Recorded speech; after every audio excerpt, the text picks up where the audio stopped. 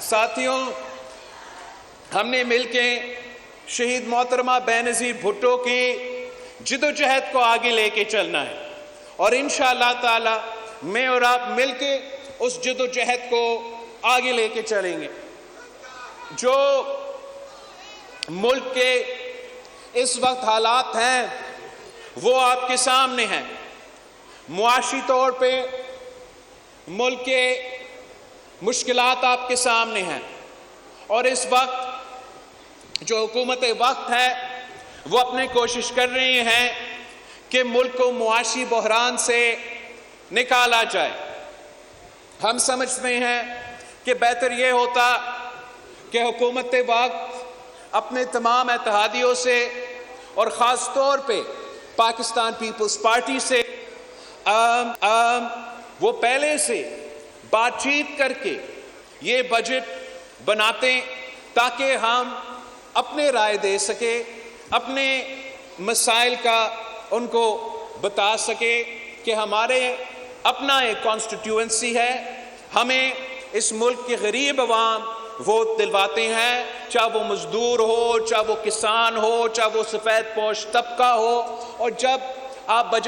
Budget بنا رہے ہو، اگر پاکستان پیپلز پارٹی کا رائے موجود ہوتا تو پھر میرا خیال میں ہم بہتر انداز سے آگے بڑھ سکتے ہیں۔ مگر اس مشکل وقت میں ہم نے سب مل کے ملک کو سنبھالنا ہے، ملک کی معیشت کو سنبھالنا ہے، اور ہم آج بھی ہمارے جو اسلام آباد میں میرے نمائندے ہیں وہ آج بھی حکومت کے وفد کے ساتھ بیٹھ رہے ہیں کہ چلے دیر ہے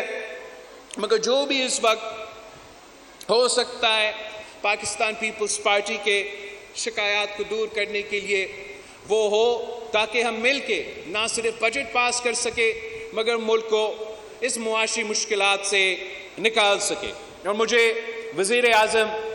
شہباز شریف صاحب سے پورا امید ہے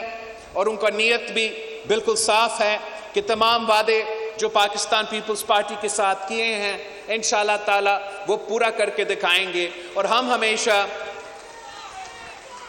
ہمیشہ اپنے عوام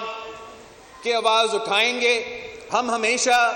آپ کی نمائندگی کرتے رہیں گے انشاءاللہ تعالی، اور یہ جو جدوجہد ہے وہ جاری رہے گا جب تک ہم آپ کو آپ کا حق نہیں دلاتے ہیں۔ سبسکرائب کریں اور بیل دبائیں تاکہ کوئی خبر رہ نہ جائے۔